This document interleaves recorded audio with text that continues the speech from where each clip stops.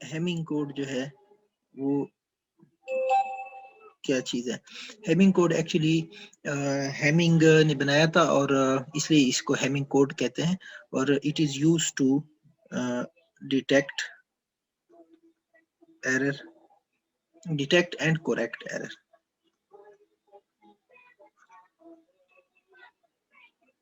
in data transmission.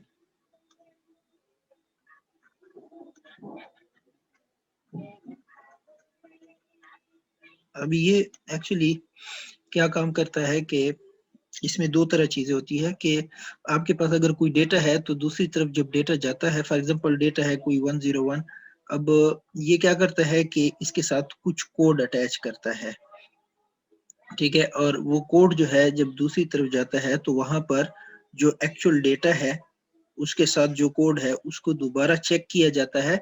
अगर उस code में इस डेटा में कोई एरर आया होगा तो इस कोड से पता चल जाएगा और कोड से पता चलने के बाद फिर इसको करेक्ट भी किया जाता है। तो ये टेक्निक जो है यूज होगी। तो जरा इसमें इन चीजों को देख लें कि किस तरीके से ये काम करता है। तो दो चीजें हैं, एक हमारे पास होता है डेटा बिट्स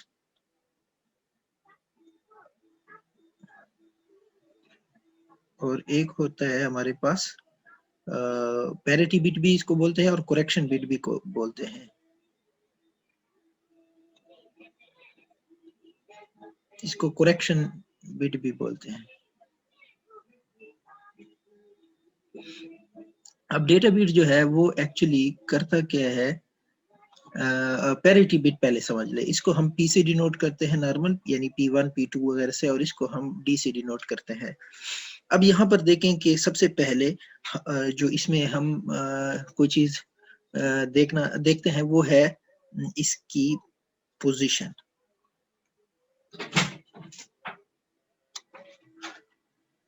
पोजीशन जो है वो हम देखते हैं कि पैरिटी बिट की पोजीशन कौन सी होगी। तो पैरिटी बिट की पोजीशन के लिए आपके पास जो रूल है वो है 2 की पावर n, और n जो है वो एक्चुअली हमारे पास 0 से लेकर 0 1 2 एंड सो ऑन, यानी अगर आप इसकी वैल्यू को पुट करें तो ये 2 की पावर 0 1 आएगा, 2 की पावर 1 अगर ये 1 पुट करें तो 2 की पावर 1 2 आएगा, और 2 की पावर 2 अगर पुट करें तो ये 4 आएगा, 2 की पावर 3 पुट करें तो ये 8 आता है, तो एंड सो ऑन। तो नॉर्मली हम इतना ही यूज करते हैं 1 2 4 8। अब ये 1 2 4 8 जो है ये पैरिटी बिट की पोजीशनिंग है, इसकी पोजीशन। यानी अगर आपके पास डेटा है 7 बिट का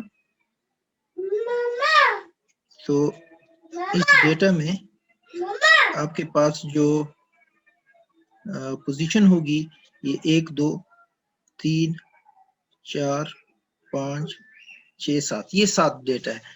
ये 1 2 2 3 4 5 6 7। फॉर एग्जांपल आपके पास डेटा है 1 बिट का या 2 बिट का या 3 बिट का, तो मैंने यहाँ पर 7 बिट लिए एग्जांपल के तौर पर। अब इसमें जो पैरिटी बिट की पोजीशन होगी वो कौन सी होगी, ये वाली होगी ये। और देखेंगे एक ये पोजीशन है पैरिटी बिट की, ये यहाँ पर पैरिटी बिट होगा 1 2, यहाँ पर होगा, फिर होगा 4, ये पोजीशन है, फिर होगा 8, और वो 8 अगर यहाँ पर है तो वो 8 पोजीशन पे होगा। अगर फॉर एग्जांपल डेटा इससे भी ज्यादा है 8 पोजीशन है तो यहाँ पर आएगा। अच्छा, अब इसमें जो डेटा है आपके पास अगर डेटा होगा तो डेटा यहाँ आएगा, ये डेटा पहला डेटा यानी D1 यहाँ आएगा, D2 यहाँ आएगा, D3 यहाँ आएगा, D4 यहाँ आएगा, और फिर इससे आगे डेटा होगा वो 9th पोजीशन पे आएगा। अब इसका मतलब क्या हुआ, इसका मतलब होगा कि अगर आपके पास डेटा है 1 बिट का तो करेक्शन कितने होंगे, देखें 1 बिट का डेटा होगा तो 1 बिट का डेटा तो यहाँ आएगा, तो पहले 2 पोजीशन पे लाजमी क्या होंगे, 2 पैरिटी बिट होंगे। अगर आपके पास डेटा है 2 बिट का तो 1 बिट तो यहाँ आ जाएगा इस पोजीशन पे डेटा का, दूसरा बिट यहाँ आएगा। अब आप देखें यहाँ से लेकर यहाँ तक कितने पैरिटी बिट आ रहे हैं, 1 2 4 सॉरी 1 2 3, तो टोटल 3 आ रहे हैं। तो अगर डेटा 2 बिट का है तो आपके पास कोड जो है 3 आएगा। ये देखिए तीनों इसी में आ रहे हैं। अगर आपके पास 3 बिट का डेटा है, देखिए D1 D2 D3, तो आप देखें ना ये D1 D2 D3 तक हमारे पास कितने ये आ रहे हैं कोड पोजीशन, 1 2 और 3। तो इसका मतलब है कि D3 तक जो है वहां पर भी ये कोड जो है 3 आ रहे हैं। इसी तरह अगर हमारे पास D4 होंगे तो तब भी 3 बिट कोड यूज होगा। लेकिन अगर ये 8 होंगे तो फिर 8वें पोजीशन का जो है ना, यानी कि अगर आपके पास डेटा बिट 5 हो जाएगा तो डेटा बिट 5वां तो यहाँ आएगा, D5 तो यहाँ आएगा, तो फिर आपके पास जो बिट्स होंगे वो बढ़ जाएंगे। ये 8वां भी फिर इसमें आएगा, तो जब 5 पे आएगा तो ये 4 बिट। तो ये तो एक आपको एक टेबल की तरह आ गया कि बिट जो है अगर डेटा बिट 1 है तो डेफिनेटली कोड 2 यूज होंगे। देखें ये यहाँ से आपको पता चलेगा इस पोजीशन से। उम्मीद है इसकी समझ आई होगी। अब देखते हैं कि पैरिटी बिट की वैल्यू कैसे सेट करते हैं। पैरिटी बिट की वैल्यू सेट करने के लिए एक चीज याद रखिएगा। देखिए हमारे पास एक होता है इवन पैरिटी और एक होता है ऑड पैरिटी। अब आप जब हेमिंग कोड को यूज करते हैं तो वहां पर बताएगा कि कोड इवन है या ऑड है, या तो इवन होगा या ऑड होगा। इसका मतलब ये होगा कि अगर हमारे पास ये डेटा बिट्स हैं और पैरिटी बिट हम इवन यूज कर रहे हैं, ये वाला इवन, तो इसका मतलब ये है कि डेटा में तमाम नंबर ऑफ वंस की तादाद हमेशा इवन होनी चाहिए। अगर ऑड होगी तो आपको इसको इवन करना होगा। देखें ये डेटा है, तो डेटा में वंस गिने, ये 1 है और ये दूसरा 1 है, तो टोटल नंबर ऑफ तादाद जो है इवन आ रही है। तो p की जो वैल्यू होगी ना वो 0 होगी, यानी यहाँ पर p की जो वैल्यू हम लगाएंगे इवन होगी, तो ये इवन सॉरी 0 होगी। 0 इसलिए होगी कि टोटल नंबर ऑफ वंस जो है इनको हमने इवन रखना है, इवन पैरिटी में। और अगर आपके पास यही डेटा है 101 और कोई कहे कि हेमिंग कोड यूज कर रहा है ऑड पैरिटी, तो फिर ऑड पैरिटी में डेटा के अंदर जितने वंस हैं उनको आपने रखना है ऑड। तो ऑड रखने के लिए देखिए ये तो इवन है, तो ऑड रखने के लिए पैरिटी की कीमत हो जाएगी 1, तभी आपके पास 2 और 1 ये हो जाएंगे इवन। तो अब ये तो आपको समझ आ गई है कि इवन पैरिटी किसे कहते हैं और ऑड पैरिटी किसे कहते हैं। तो अब यहाँ वापस आते हैं और वापस आकर ये देखते हैं कि हमारे पास जो ओरिजिनल डेटा जाएगा उसकी पोजीशंस जो अभी मैंने कोड आपको बताए, इन पोजीशंस पे डेटा कोड की वैल्यू क्या होगी। तो उसके लिए जरा देखें, एक रूल जो है जो हेमिंग बताता है, शायद वहां पर आपके जो आपने मुझसे शेयर किया वहां नहीं है।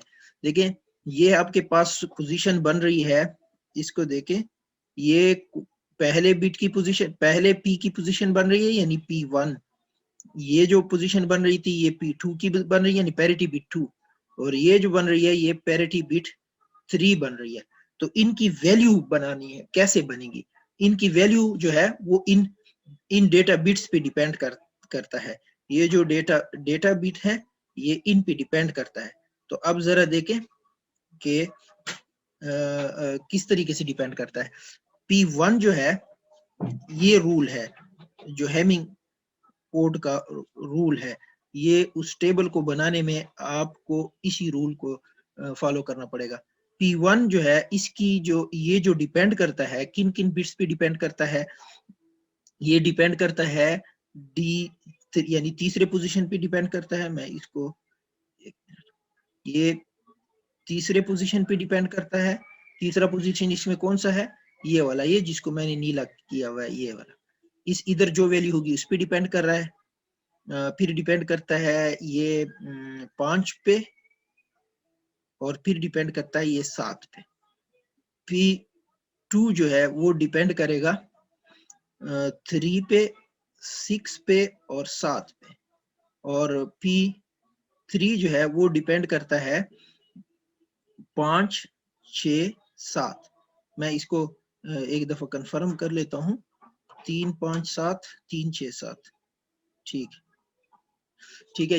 ये आपको ये रूल याद रखना पड़ेगा। ये रूल अगर याद है तो फिर आप ये बना सकते हैं, जो टेबल है वो बना सकते हैं। अब आते हैं आपके दूसरे सवाल पे जो आपको सर ने दिया था। गलबन सर ने आपको कहा था कि 3 बिट डेटा है, मुझे जरा उसको देखने दे। आपने जो मुझे भेजा है उसको मैं देख लूं।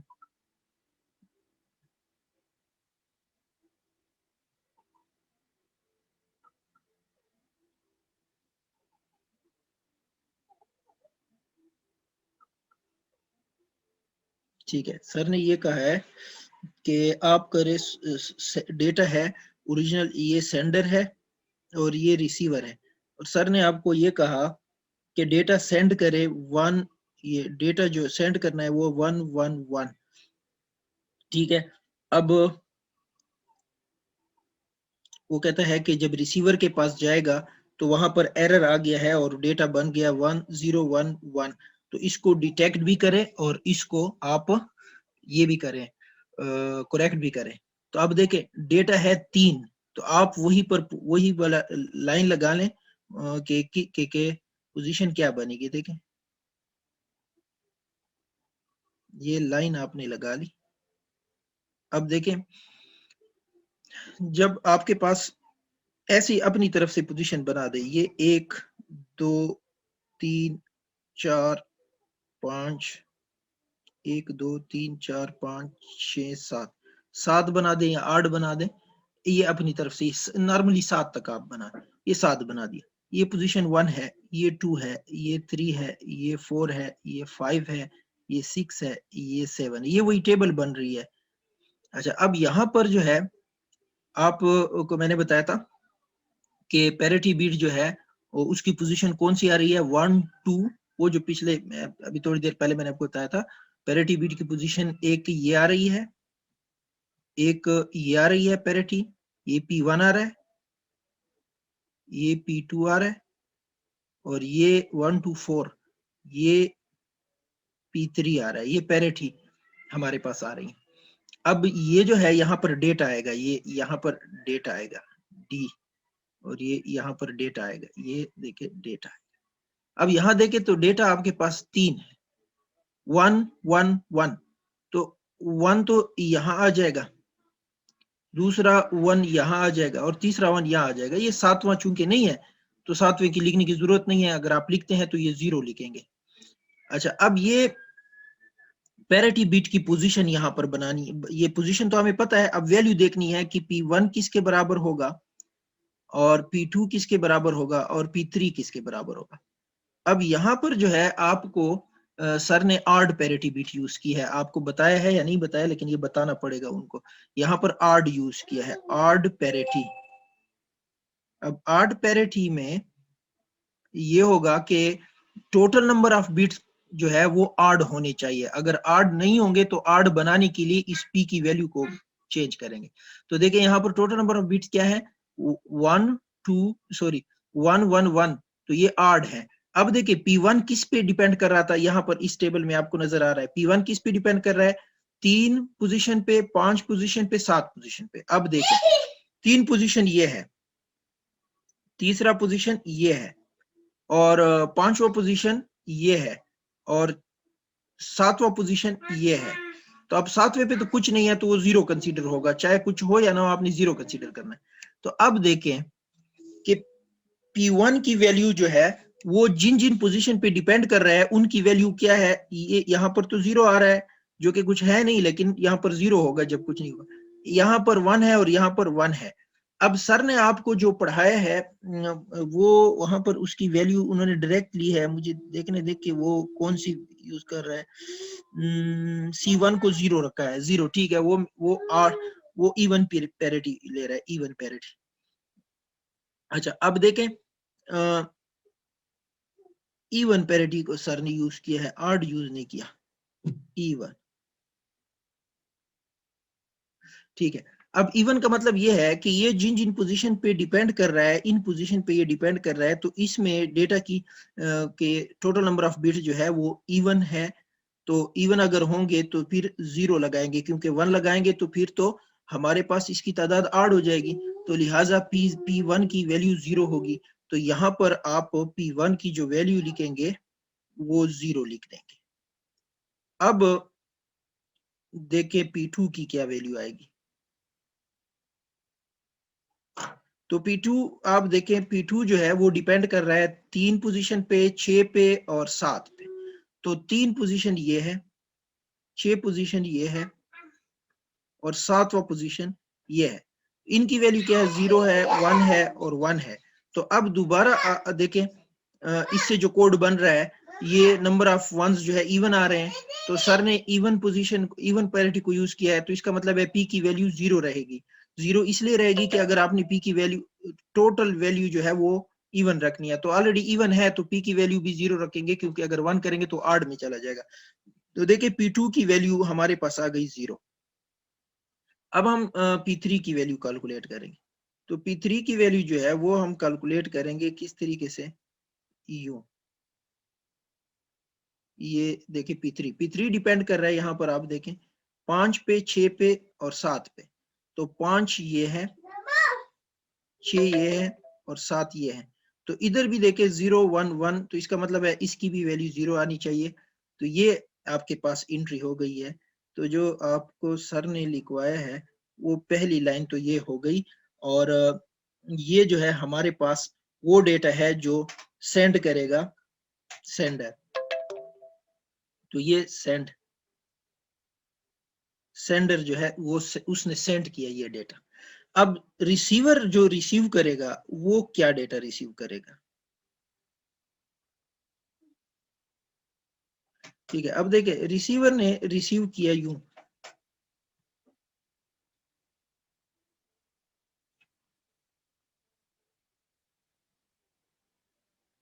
देखिए रिसीवर, जैसे सर ने आपको कहा कि रिसीवर ये डेटा रिसीव करेगा। अब जब रिसीवर ये डेटा रिसीव करेगा तो उसके पास जो डेटा आएगा वो होगा, ये डेटा की पोजीशन याद रखिएगा, ये 7वां बिट तो है ही नहीं, वो तो हमने ऐसे लिखा, डेटा ये 3 है। तो ये हो गया रिसीवर एंड पे 0, और ये डेटा 1 है और ये डेटा 1 है। अब रिसीवर को जो है ये वाला डेटा यू रिसीव हो गया, बाकी 0 अपनी जगह पे, ये 0 अपनी जगह पे, ये 0 अपनी जगह पे, ये एक बिट डेटा में चेंज हो गया 0, ये वाला। अब क्या होगा कि ये रिसीवर को रिसीव हुआ। अब हम एरर डिटेक्ट करेंगे। अब एरर डिटेक्ट कैसे करेंगे,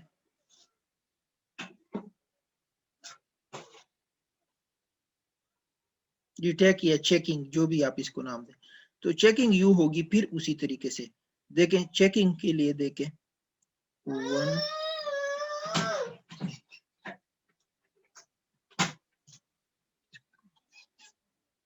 अच्छा देखें डेटा पहले लिखें। डेटा हमारे पास जो है वो ये है, ये डेटा, ये बिट 0 है, ये 1 है और ये 1 है। अब देखिए चेकिंग में हम इनकी पोजीशन चेक करेंगे, फिर P3 का, P2 का और P1 का। जैसे हमने सेंडर ने ये मालूम किए थे, अब रिसीवर भी मालूम करेगा। अब रिसीवर देखे, रिसीवर जब मालूम करेगा P1 की क्या वैल्यू होगी, P2 की वैल्यू होगी और P3 की वैल्यू रिसीवर रिसीव करेगा।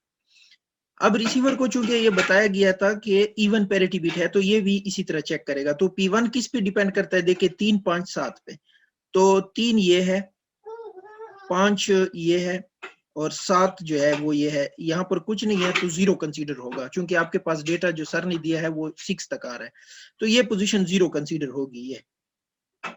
अब यहाँ पर देखें कि आपके पास यहाँ का डेटा 1 और यहाँ पर 1 आ रहा है और यहाँ 0, तो ये ऑलरेडी इवन है, तो ये तो इवन रहेगा। तो ये पोजीशन जो P1 की होगी ये 0 हमने कैलकुलेट किया। अब देखें P2 को, तो P2 डिपेंड कर रहा है 3 और 6 और 7, यानी ये 3 6 और 7 ये।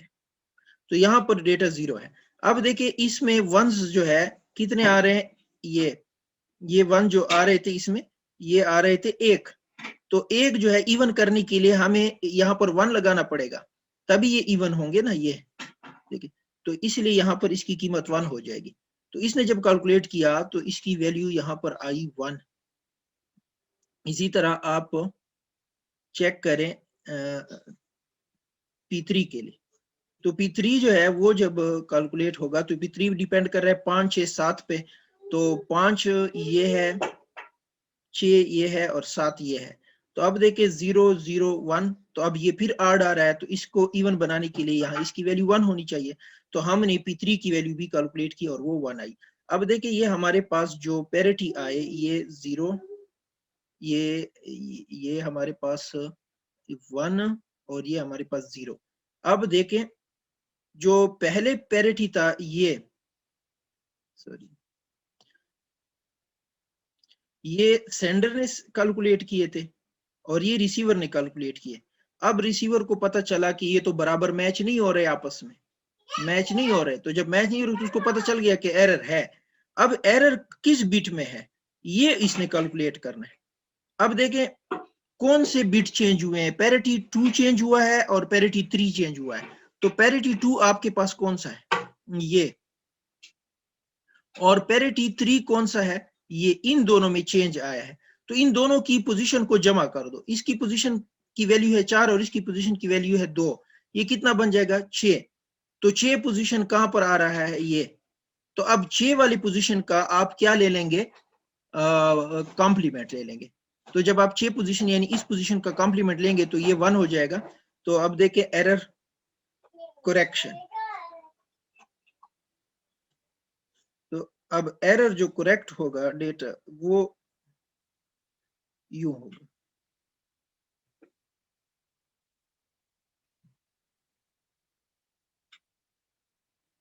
देखें अभी जो हमने कैलकुलेट किया P2 और P3 में चेंज आया। तो P2 जो है उसकी पोजीशन जो है 2 है और P3 की पोजीशन 4 है। तो ये टोटल मिलकर 6 बनेगा। तो 6 वाली पोजीशन का कॉम्प्लीमेंट लेंगे। तो जब हम कॉम्प्लीमेंट ले लेंगे तो हमारे पास ये डेटा ये हो जाएगा 1, बाकी दूसरा डेटा 1 होगा और तीसरा डेटा 1 होगा। तो जो हमारे पास पैरिटी है उनका काम खत्म हो गया और एक्चुअल डेटा जो है हमारे पास वो ही आ गया जो ओरिजिनल डेटा हमने सेंड किया था। उम्मीद है आपको इसकी समझ आई होगी, और अगर फिर भी कोई इशू है तो फिर मुझे बता देना।